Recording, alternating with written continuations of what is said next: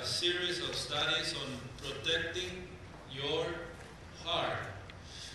And we're going to read 2 Samuel chapter 11. And the Word of God reads, "It happens in the spring of the year, at the time when the kings go out to battle, that David sent Joab and his servants with him, and all Israel, and they destroyed the people of Ammon and besieged Rabbah, but David remained at Jerusalem."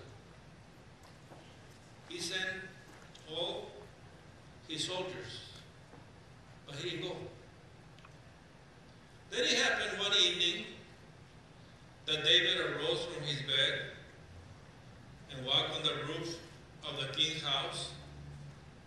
And from the roof he saw a woman bathing. And the Bible says that the woman was very beautiful to behold. So David sent and inquired about the woman, and someone said, "She's married. Is this not Bathsheba, the daughter of Elam, the wife of Uriah the Hittite?" Then David sent messengers and took her, and she came to him, and they lay with her, for she was cleansed from her impurity, and she returned to her house. And the woman conceived. So she sent and told David and said, "I am with a child." And listen, protecting your heart. I'm going to give you some very, very important principles. I love teaching. And if you take them, if you take them in your heart, you can also get the notes from out there and treasure them. It will help you. And one of the things that we need to learn is not to make the same mistakes that Samson made, David made, Esau made, and other great men. And we can avoid making the same mistakes if we study their lives. We think, how is it that it happened?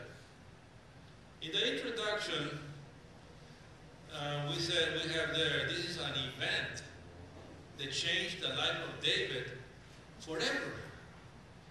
Thank God that God restored him. God forgave him because God is a forgiving God, amen. And God restores too. But it's something that for the rest of his life, he had a memory that he had, something that he carried on, and the consequences. First, don't delegate your leadership to someone else. If you're a leader, stay as a leader, be a leader. Don't turn out to someone else what has been given to you.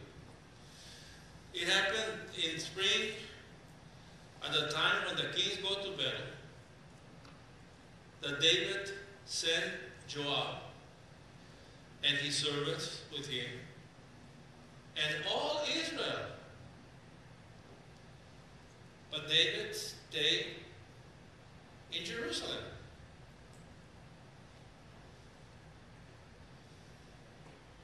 David remained in Jerusalem.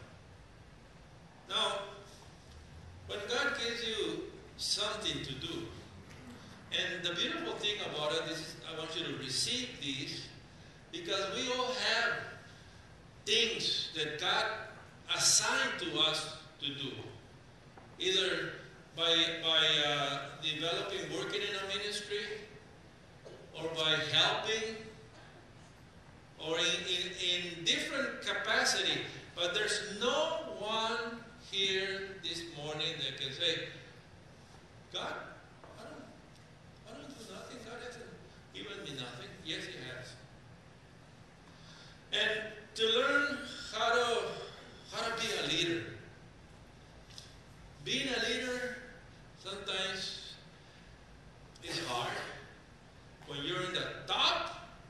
It's lonely in the dark. And you need to stand and be strong. And God has given you something.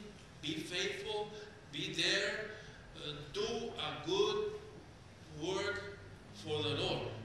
And at the end of everything, we will say, good and faithful servant, you were faithful. Enter into heaven because you were faithful. What happened here is that the first mistake that David did is that at the time when kings go to battle, he stood home. At the time when the kings go out to battle, he remained in his palace. And there was complacency. And one of the causes of the fall is pride. And pride is manifested in the life of individuals in two ways. There's a pride that is out loud spoken, saying, this is me, this is what I have done, and this is all the things, and taking glory, outspoken pride. But there's another pride that is dangerous too. It's a pride that is quiet, but it's there. Like Pastor Moreno was teaching us on Thursday of this man that went to the temple, Pharisee, and he didn't say a word, but was speaking to himself. I thank you, God, because I'm not like the rest of the people. I'm a good man. I'm not even like this tax collector. Many times we can have that attitude of pride in the heart, not spoken, but it's there. At the time when the kings go to battle, he chose to remain in his house. And I have one of the notes of what has happened to him. Before this happened, a year before this happened, he went to a place called Helam, Helam, a stronghold of the Syrians. And him and his right-hand man, General Commander Joab, they slew 700 chariots. They destroyed 40,000 horsemen of the Syrian army.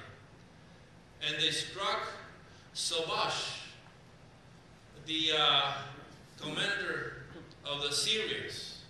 They destroyed him. So now it was a time of taking it easy. We had these great victories. We destroyed one of the most powerful armies of those days, the Syrians. They were destroyed. But listen to this. The general went, Joab, but David was with him. David was in the front. And David was leading. And David was visible. And the men saw David. And they got this inspiration of David.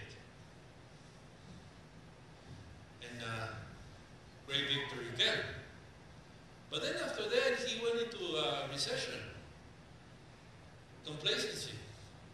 And that complacency, inactive idleness, is a very dangerous territory. And I don't want us to get in there. We can now say, okay, thank God,